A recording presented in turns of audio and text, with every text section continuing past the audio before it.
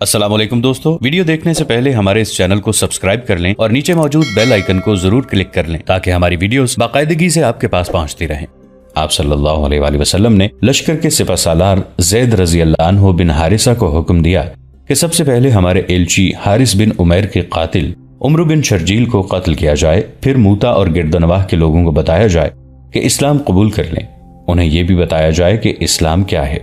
اس طرح موتا کے مقام پر بڑی خونریز لڑائی ہوئی اور 3000 مجاہدین نے 1,00,000 کے لشکر کو شکست دے کر حارث بن عمیر کے قتل کا انتقام لے لیا۔ جب رسول اللہ صلی اللہ علیہ وآلہ وسلم کا پیغام فارس پہنچا، اس وقت فارس کا بادشاہ کسرا پرویز تھا۔ پرویز کا غرور اور تکبر مشہور تھا۔ اس وقت فارس بہت بڑی جنگی طاقت تھی اور فارس کی سلطنت عرب کے علاقوں تک پھیلی ہوئی تھی۔ پورا عراق فارس کی سلطنت میں شامل تھا۔ کسرا پرویز کے متعلق تقریباً تمام مورخوں نے لکھا ہے کہ عرب کے جو علاقے سلطنت فارس میں شامل نہیں تھے، پرویز انہیں بھی اپنی عملداری میں سمجھتا تھا۔ اس وقت کسرا پرویز اپنے دربار میں تخت طاؤس پر بیٹھا تھا جب اسے اطلاع ملی کہ مدینہ سے محمد صلی اللہ علیہ وآلہ وسلم کا ایلچی آیا ہے۔ کیا چاہتا ہے؟ پرویز نے پوچھا۔ شرف باریابی کسرا اعظم، دربان نے جواب دیا۔ شاید کوئی پیغام لایا ہے۔ محمد صلی اللہ علیہ وآلہ وسلم خود کیوں نہیں آیا؟ کسرا پرویز نے رونت آمیز لہجے میں کہا۔ کیا اپنے آپ کو کسی ملک کا بادشاہ سمجھتا ہے کہ خود نہیں آیا؟ وہ اس خوش فہمی میں مبتلا معلوم ہوتا ہے کہ ہم نے اسے اللہ کا رسول مان لیا ہے۔ اسے معلوم نہیں کہ مدینہ ہمارے قدموں میں پڑا ہے۔ بلاؤ اس ایلچی کو۔ تاریخ میں اس ایلچی کا نام نہیں ملتا۔ بہرحال وہ صحابہ کرام میں سے تھے۔ وہ کسرا کے دربار میں داخل ہوئے۔ درباری شان و شوکت سے وہ ذرا سا بھی مرعوب نہ ہوئے۔ سلامتی ہو تجھ پر اے شہنشاہ فارس، ایلچی نے کہا، اور رحمت ہو تجھ پر اس اللہ کی جو وحدہ لا شریک ہے اور جس کے سوا کوئی معبود نہیں۔ میں محمد الرسول اللہ صلی اللہ علیہ وآلہ وسلم کا پیغام لایا ہوں۔ ہم تجھے اس لیے معاف کرتے ہیں کہ تو کسرا کے دربار کے آداب سے واقف نہیں۔ کسرا پرویز نے کہا، جو سر یہاں آ کر جھکتا نہیں وہ کاٹ دیا جاتا ہے۔ لا، پیغام دے، کیا ہے؟ ایک درباری نے آگے بڑھ کر ایلچی سے پیغام لیا اور کسرا پرویز کے ہاتھ میں دے دیا۔ کسرا نے پیغام پڑھا اور اس کے ہونٹوں پر طنزیہ مسکراہٹ آ گئی۔ سب سن لو، کسرا پرویز نے درباریوں سے مخاطب ہو کر کہا، عرب کے اس بدو نے ہمیں لکھا ہے کہ اسلام قبول کر لو، پھر اس نے لکھا ہے کہ اسلام کیا ہے؟ درباریوں نے اپنے شہنشاہ کی خوشنودی کے لیے قہقہہ لگایا۔ کسرا پرویز نے پیغام پھاڑنا شروع کیا اور اس کے چھوٹے چھوٹے ٹکڑے کر دیے۔ ان ٹکڑوں کو اس نے اپنی ہتھیلی پر رکھا اور ہتھیلی کو اپنے منہ کے قریب کر کے زور سے پھونک ماری۔ پیغام کے پرزے ہوا میں اڑے اور بکھر کر دربار کے فرش پر گرے۔ تو جا سکتا ہے، پرویز نے رسول اللہ صلی اللہ علیہ وآلہ وسلم کے ایلچی سے کہا۔ ہم نے پیغام کا جواب دے دیا ہے۔ اگر کسرا سوچ کر جواب دیتا تو اس میں اسی کی بھلائی تھی، ایلچی نے کہا۔ اللہ تیرا نگہبان ہو۔ ایلچی وہاں سے نکل آیا۔ ایک تیز رفتار قاصد کو فوراً بلاؤ، کسرا پرویز نے کہا۔ اس کے آنے تک پیغام لکھو۔ علامہ شبلی نعمانی اپنی تصنیف الفاروق میں لکھتے ہیں کہ کاتب فوراً آگے آ گیا اور لکھنے بیٹھ گیا۔ یہ پیغام یمن کے حاکم بازان کو لکھا گیا۔ یمن فارس کی عملداری میں تھا۔ کسرا نے بازان کو لکھا، محمد صلی اللہ علیہ وآلہ وسلم ہمارا غلام ہے، اس نے ہماری توہین کی ہے، ہمیں اسلام قبول کرنے کو کہا ہے، اسے فوراً گرفتار کر کے ہمارے دربار میں پیش کرو۔ یہ پیغام کئی دنوں کی مسافت طے کر کے حاکم یمن بازان تک پہنچا۔ اس نے پڑھا اور گہری سوچ میں گم ہو گیا۔ اس کے پاس اس کا ایک جرنیل بیٹھا ہوا تھا۔ اس نے بازان کے ہاتھ سے پیغام لے کر پڑھا۔ کسرا کو یہ حکم دینا چاہیے تھا کہ مدینہ پر حملہ کرو۔ جرنیل نے کہا، محمد صلی اللہ علیہ وآلہ وسلم کو ہم کیسے گرفتار کر سکتے ہیں؟ ادھر مدینہ میں ایلچی رسول اللہ صلی اللہ علیہ وآلہ وسلم کو بتا رہا تھا کہ کسرا پرویز نے پیغام کے ساتھ کیا سلوک کیا ہے۔ اس کی سلطنت اسی طرح ٹکڑے ٹکڑے ہو کر بکھرے گی۔ رسول کریم صلی اللہ علیہ وآلہ وسلم نے فرمایا۔ جس وقت کسرا پرویز کو یہ پیغام دیا گیا تھا، اس وقت اس کا ایک بیٹا شیرویہ دربار میں موجود تھا۔ وہ خوبصورت جوان تھا۔ اس کی نظریں اس حسین اور نوجوان لڑکی پر بار بار جاتی اور کچھ دیر اس کے چہرے پر جمی رہتی تھیں جو کسرا کے پہلو میں تخت طاؤس پر بیٹھی تھی۔ یہ لڑکی جو حسن اور شباب کا ایک شاہکار تھی، پرویز سے نظریں چرا کر شیرویہ کو دیکھ لیتی اور اس کے ہونٹوں پر تبسم آ جاتا، اور جب کسرا اس کا ایک ہاتھ اپنے ہاتھ میں مسلتا یا جب لڑکی کے اوریاں شانوں پر بکھرے ہوئے گہرے بادامی رنگ کے ریشم جیسے نرم و ملائم بالوں پر ہاتھ پھیرتا تو لڑکی کا تبسم یوں مسکراہٹ میں تبدیل ہو جاتا جیسے کلی کھل کر پھول بن گئی ہو۔ اس لڑکی کا نام ازدیبہ تھا और किसरा परवेज उसे प्यार से आज़दी कहता था। उसे दरबार में अपने साथ तख्त पर बिठाता और दरबारियों के साथ बातें करते अज़दीबा के हाथों और बालों से खेलता रहता था। उसने एक आदत ये बना ली थी कि जब किसी को सजाए मौत सुनाता तो अज़दीबा की कमर में बाजू डालकर उसे अपने साथ लगा लेता और इस तरह मुस्कुराता जैसे उसने अज़दीबा की फरमाइश पूरी की हो। अज़दीबा यूं खुलकर मुस्कुराती जैसे किसी की मौत का फैसला सुनकर उसे दिली खुशी हुई हो। कोई 1 महीना पहले का वाक़या है। परवेज का बेटा शेरविया हरनों के शिकार के लिए गया। उसके साथ 20-22 आदमी थे, जिनमें कुछ उसके मुहाफिज थे। मुलाजिम थे, 3-4 खुशामदी हाकिम और एक सालारी के ओहदे का आदमी था। शेरविया घोड़े से उतरा, छुप छुप कर आगे गया और एक हिरन पर तीर चलाया। हिरन जिस्म में तीर लेकर दौड़ पड़ा। शेरविया दौड़कर पीछे आया, घोड़े पर सवार हुआ और घोड़े को हिरन के पीछे एड़ लगा दी। हिरन जख्मी होने के बावजूद दूर निकल गया। शेरविया का घोड़ा उस तक पहुंच गया। शेरविया ने घोड़ा हिरन पर चढ़ा दिया और उसे गिरा लिया। शेरविया के साथ उसके मुहाफिज थे। उन्होंने मरे हुए हिरन को उठा लिया और शेरविया अपने साथियों की तरफ चल पड़ा। उनके करीब पहुंचा तो उसके साथियों ने दादो तहसीन के नारे लगाने शुरू कर दिए, जैसे उसने हिरन को नहीं बल्कि शेर को उसके साथ खाली हाथ लड़कर मारा हो। शेरविया दादो तहसीन के इस खुशामदी हंगामे से बेनियाज एक हसीनो जमील और नौजवान लड़की पर नजरें जमाए हुए था, जो वहां एक आदमी के पास खड़ी थी और उस आदमी के पीछे छुपने की कोशिश कर रही थी। यह आदमी कोई अजनबी था। इसके साथ 2 और अजनबी आदमी थे। उन तीनों ने आगे आकर और झुककर शेरविया को सलाम किया। कौन है ये? शेरविया ने अपने अफसरों से पूछा। हम मुसाफिर हैं, उन अजनबियों में से एक ने कहा। बगदाद जा रहे हैं, हम वहीं के रहने वाले ताजिर हैं। हम आप भी की रियाया हैं, उनमें से एक और ने कहा। यहां से गुजरे तो उन्होंने बताया कि शहजादा शेरविया शिकार खेलने आए हैं। आपको देखने की ऐसी तमन्ना थी कि हम रुक गए। ये सुना था कि शहजादा शेरविया इतना खूबसूरत जवान है कि जो एक बार देख ले वो नजरें किसी और तरफ कर ही नहीं सकता। तीसरे अजनबी ने कहा, और हमने लोगों को ये कहते भी सुना है कि सल्तनत फारस का शहनशाह शेरविया को होना चाहिए। और ये लड़की तुम में से किसकी बेटी है? शेरविया ने पूछा। तीनों ताजिरों ने एक दूसरे की तरफ देखा और खुसर पुसर की। शेरविया के साथ फारस की फौज का जो जर्नैल आया हुआ था, उसने शेरविया को हल्का सा इशारा किया। शेरविया जर्नैल के साथ जरा परे चला गया। ये लड़की इनमें से किसी की भी बेटी नहीं, जर्नैल ने शेरविया को बताया। ये सोतेले बाप के जुल्म सितम से भागी हुई लड़की है। हम इनसे पूछ चुके हैं। इस लड़की का बाप मर गया तो माँ ने दूसरी शादी कर ली। लड़की को आप देखें, क्या इतनी खूबसूरत लड़की आपने पहले कभी देखी है? सोतेले बाप की नीयत इस लड़की पर खराब हो गई।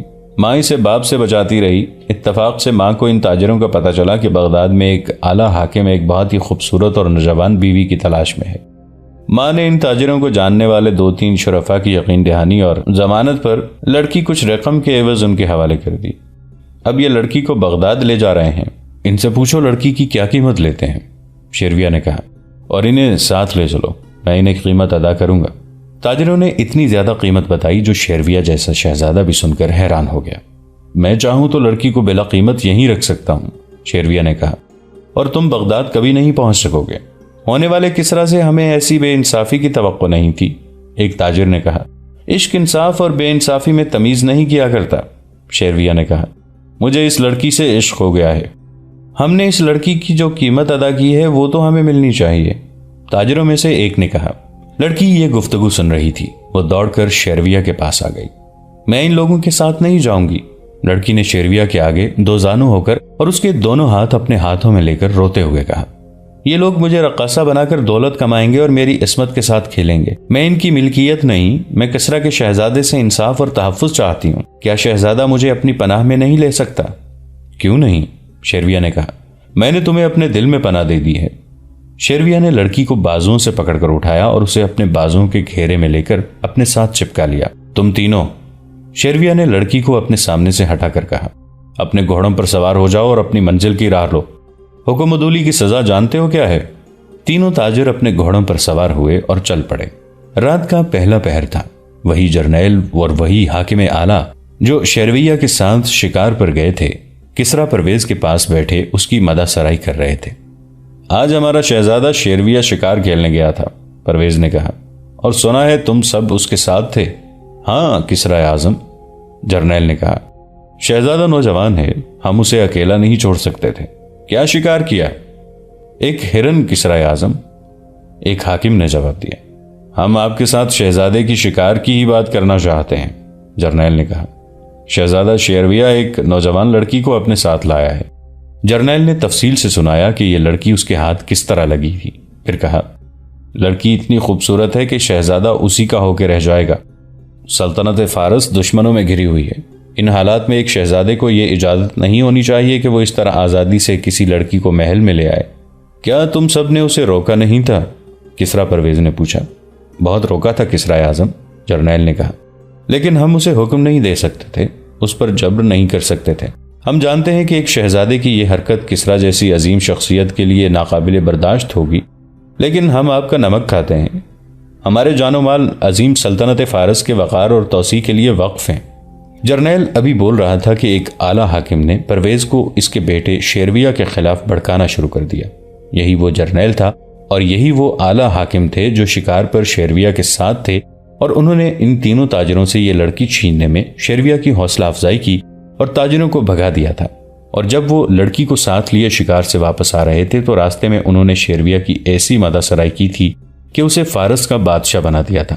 تخت طاؤس پر شیرویہ ہی اچھا لگتا ہے، اور شہزادے کے ساتھ یہ ملکہ، زرتشت کی قسم ایسا خوبصورت جوڑا۔ رعایا شہزادہ شیرویہ کو دیکھتی ہے تو سر تعظیم اور عقیدت سے جھک جاتے ہیں۔ شیرویہ پر ایک تو اتنی حسین لڑکی کا نشہ طاری تھا، اس نشے میں فارس کے اعلیٰ افسروں کے خوشامدانہ الفاظ اضافہ کر رہے تھے۔ شیرویہ کا سینہ پھیلتا اور سر اونچا ہوتا جا رہا تھا۔ وہ یقیناً اپنے آپ کو فارس کا شہنشاہ سمجھنے لگا ہوگا۔ ان حاکموں نے اسے اس کے باپ کے خلاف بھی بھڑکایا تھا، اور پھر شیرویہ کو بھی یقین دلایا کہ اس کے باپ کو پتہ ہی نہیں چلنے دیا جائے گا کہ وہ ایک لڑکی کو ساتھ لایا ہے۔ انہوں نے لڑکی کو ایک بڑے اچھے گھر میں چھپا لیا اور شیرویہ سے کہا کہ لڑکی اسے رات کو فلاں باغ میں ملے گی۔ رات کو یہی حاکم شیرویہ کے باپ کو اس کے خلاف بھڑکا رہے تھے۔ میں ابھی اس کے پاس جاتا ہوں۔ کسریٰ پرویز غصے سے اٹھا اور بولا، لڑکی اسی کے ساتھ ہوگی۔ نہیں کسریٰ اعظم، ایک حاکم نے کہا، لڑکی کو اس نے اپنے ساتھ نہیں رکھا، اس وقت وہ دونوں فلاں باغ میں بیٹھے ہوئے ہوں گے۔ اس نے پرویز کو وہ جگہ بتا دی۔ کسریٰ پرویز اکیلا ہی چل پڑا۔ کیا شیرویہ ایسی جرت کرے گا کہ ابھی باپ کو قتل کر دے؟ جرنیل نے شہری حاکموں سے کہا۔ قتل نہ کیا تو باپ بیٹے میں دشمنی تو پیدا ہو جائے گی، ایک حاکم نے کہا، اور ہم اس دشمنی کو پکا کر دیں گے، ایک اور حاکم نے کہا۔ لڑکی کو پکا رہنا چاہیے، جرنیل نے کہا، اس کی ذرا سی کوتاہی راز فاش کر دے گی، یہ نہ بتا دے کہ ہم نے اسے چھپایا تھا۔ میں نے بڑی اچھی طرح سمجھا دیا تھا، ایک بوڑھے حاکم نے کہا، اور ڈرایا بھی بہت ہے۔ اب جو ہوتا ہے دیکھتے رہو، جرنیل نے کہا، معاملہ بگڑ گیا تو بھگت لیں گے۔ کسریٰ پرویز کو زندہ نہیں رہنا چاہیے۔ محل کا وہ باغ جنت نظیر تھا۔ چاندنی اس کے حسن کو دوبالا کر رہی تھی۔ وسط میں ایک چشمہ تھا جس کی شفاف سطح پر چاند نے چاندنی کے چمکتے ذرے بکھیر رکھے تھے۔ پھولوں کی مہک مردہ جسموں میں نئی روح پھونکتی تھی۔ حسین خواب سے زیادہ حسین باغ میں چشمے کے کنارے دو خوبصورت انسان ایک دوسرے کے ساتھ یوں چپک کر بیٹھے ہوئے تھے جیسے ایک ہی جسم ہو۔ ایک شیرویہ تھا اور دوسری وہ لڑکی تھی جسے شیرویہ جنگل سے لایا تھا۔ لڑکی نے اپنا نام ازدیبہ بتایا تھا۔ یہ ایک دوسرے میں گم ہو گئے تھے۔ شباب اور عشق کا خمار انہیں دنیا و مافیہا سے بہت دور لے گیا تھا۔ مجھے کب تک چھپائے رکھو گے؟ ازدیبہ نے سرگوشی کی۔ چند دن، شیرویہ نے کہا، پھر ہماری شادی ہو جائے گی۔ کیا شاہی خاندان میں مجھے قبول کر لیا جائے گا؟ ازدیبہ نے شیرویہ سے ذرا الگ ہو کر کہا، میں رعایا میں سے ہوں، میرا کوئی وارث بھی نہیں۔ ایک آدمی کو تمہارا باپ بنایا جائے گا، شیرویہ نے کہا، اسے عراق یا شام کے کسی قبیلے کا سردار ظاہر کیا جائے گا۔ شکار پر جو افسر میرے ساتھ تھے وہ ایسا انتظام کریں گے کہ تم اس کے ساتھ محل میں آؤ گی۔ یہ افسر میرے باپ سے کہیں گے کہ شیرویہ کی شادی اس لڑکی کے ساتھ ہونی چاہیے۔ وہ میرے باپ کو قائل کر لیں گے۔ وہ میرے باپ کو بتائیں گے کہ لڑکی کا باپ بہت امیر اور وسیع اثر و رسوخ والا آدمی ہے اور اپنے علاقے میں وہ سلطنت فارس کا ایک مضبوط ستون ہے۔ ان پر ایک سایہ پڑا جسے ان دونوں نے شاید اس لیے نظر انداز کر دیا ہوگا کہ بادل کا ٹکڑا چاند کے آگے آ گیا ہے، لیکن سایہ ان کے اوپر سے گزرا نہیں، ان کے اوپر ہی ٹکا رہا۔ کسریٰ پرویز کی سلطنت کے ستون بہت مضبوط ہیں شہزادے، سائے میں سے آواز آئی۔ شیرویہ اور ازدیبہ نے چونک کر پیچھے دیکھا۔ کسریٰ پرویز ان کے سر پر کھڑا تھا۔ اس نے ازدیبہ کو بازو سے پکڑ کر اٹھایا۔ شیرویہ اپنے باپ اور ازدیبہ کے درمیان آ گیا۔ میرے ساتھ بات کریں، شیرویہ نے کہا، اسے میں لایا ہوں، یہ مجھے نہیں لائی۔ پرویز نے ایک آدھ قدم پیچھے ہٹ کر شیرویہ کے منہ پر زور سے تھپڑ مارا۔ کیا تو نے کبھی کسی کو کسرا کے راستے میں آتے دیکھا ہے؟ کسرا پرویز نے کہا، احمق شہزادے، کیا میں اسی عمر میں تجھے اس طرح ایک لڑکی میں گم ہوتے برداشت کر لوں گا کہ تجھے دنیا کا ہوش ہی نہ رہے؟ چلا جا یہاں سے، آج سے تو محل سے باہر نہ نکلے۔ پرویز لڑکی کو ساتھ لے کر چلا اور شرویہ وہیں کھڑا وہ گال ملتا رہا جس پر اس کے باپ کا تھپڑ پڑا تھا۔ کچھ دیر بعد لڑکی کسرا پرویز کے سونے کے کمرے میں اس کے ساتھ بے تکلفی سے باتیں کر رہی تھی۔ کیا تم میرے اس بیٹے کو چاہتی ہو؟ پرویز نے پوچھا۔ اگر میں نے آپ کے بیٹے کے خلاف کوئی بات کہہ دی تو آپ ناراض ہو جائیں گے، ازدیبا نے کہا۔ اگر میں تم سے ناراض ہوتا تو میں تمہیں اس پلنگ پر نہ بٹھاتا، پرویز نے کہا۔ جو کہنا ہے وہ کہہ دو۔ آپ کا یہ بیٹا احمق ہے، ازدیبا نے کہا۔ اسی عمر میں عیاشی میں پڑ گیا ہے، مجھے زبردستی میرے باپ سے چھین لایا ہے۔ اس کے ساتھ آپ کی عمر کے 3-4 آدمی تھے، ان سب نے اسے بہت روکا، لیکن اس نے سب کو ڈانٹ کر کہا کہ میں کسرا کا بیٹا ہوں، رعایا کی ہر لڑکی میری ملکیت ہے۔ اس نے یہ بھی کہا تھا کہ جس نے مجھے روکا وہ میرے ہاتھوں قتل ہو جائے گا۔ تم نے ٹھیک کہا ہے لڑکی، کسرا پرویز نے کہا۔ ہمارا یہ شہزادہ احمق ہے، کیا تم ہمارے پاس رہنا پسند کرو گی یا اپنے ماں باپ کے پاس جانا چاہو گی؟ کیا فارس کے شہنشاہ مجھے اپنے پاس رکھنے کے قابل سمجھتے ہیں؟ ازدیبا نے التجا کے لہجے میں کہا۔ تم جیسے پھول کو کون اپنے سینے سے لگا کر نہیں رکھنا چاہے گا، پرویز نے اسے اپنے قریب کرتے ہوئے کہا۔ شہنشاہ کا دل اتنا کشادہ اور مشفق ہے تو یہ میری خوش نصیبی ہے، ازدیبا نے کہا۔ پھر کچھ سوچ کر بولی، لیکن مجھے شہزادے سے خوف آتا ہے، وہ مجھے قتل کرا دے گا۔ ہم نے اسے محل میں نظر بند کر دیا ہے، کسرا پرویز نے کہا۔ وہ محل کی حدود سے باہر نہیں جا سکتا، باغ میں گھوم پھر سکتا ہے اور تم ہر وقت میرے ساتھ رہو گی۔ ازدیبا کی وہ رات کسرا پرویز کے ساتھ گزری۔ اگلے روز پرویز نے شرویہ کو بلایا اور اسے حکم دیا کہ وہ محل سے باہر نہیں جا سکتا اور محل کے اندر اور حرم کے کمروں کے قریب سے بھی نہیں گزر سکتا۔ شرویہ نے باپ کو کھری کھری سنا دی۔ باپ بیٹے میں خاصی بد کلامی ہوئی۔ میں تمہارا یہ جرم معاف نہیں کر سکتا، کسرا پرویز نے کہا، اور معاف کرنے والوں میں سے میں بھی نہیں ہوں، شرویہ نے کہا۔ اسی روز ان حاکموں میں سے ایک جو شرویہ کے ساتھ شکار کھیلنے کے لیے تھے شرویہ سے ملا۔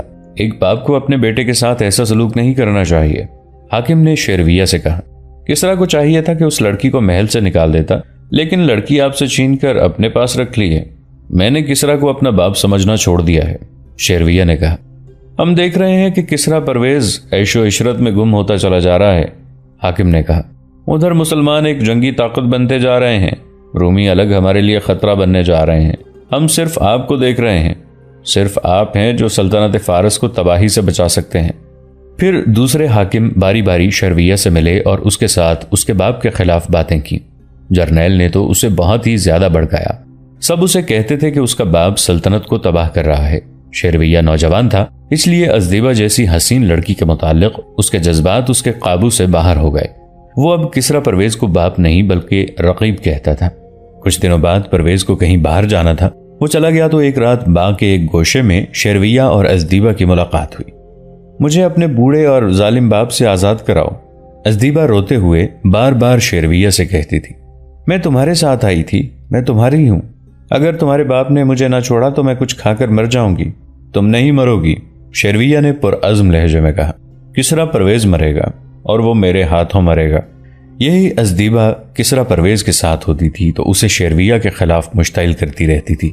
اس کے نتیجے میں پرویز شرویہ کو بہانے تراش کر ڈانٹ دیتا اور اس پر پابندیوں میں اضافہ کر دیتا تھا۔ کسرا پرویز 4-5 دنوں بعد واپس آیا۔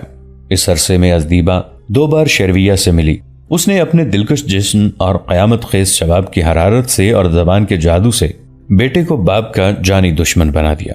اس دوران جرنیل اور 4-5 اعلیٰ افسر شرویہ سے ملتے رہے اور اس کے دماغ پر نقش کر دیا کہ کسرا فارس وہی ہے، اس کا باپ سلطنت کو تباہ کر دے گا۔ کسرا پرویز واپس آ گیا۔ 1-2 دنوں بعد وہ دربار میں ازدیبا کو ساتھ لیے تخت طاؤس پہ بیٹھا تھا۔ شرویہ بھی دربار میں موجود تھا۔ رسول کریم صلی اللہ علیہ وآلہ وسلم کا الجی پیغام لے کر آ گیا جو کہ پرویز نے پھاڑ کر اس کے پرزے پرزے بکھیر دیے۔ اس کے ساتھ ہی اس نے حاکم یمن کو حکم بھیجا کہ محمد صلی اللہ علیہ وآلہ وسلم کو گرفتار کر کے ہمارے دربار میں پیش کیا جائے۔ دوستو، آج کے لیے اتنا ہی۔ اسی کہانی کی اگلی قسط کے ساتھ بہت جلد حاضر ہوں گے۔ نیچے کامنٹ سیکشن میں اپنی رائے کا اظہار ضرور کیجیے گا۔ ہمارے اس چینل کو سبسکرائب کر کے نیچے موجود بیل آئیکن کو بھی ضرور کلک کیجیے گا۔ اگلی ملاقات تک کے لیے ہمارا اور آپ کا اللہ نگہبان.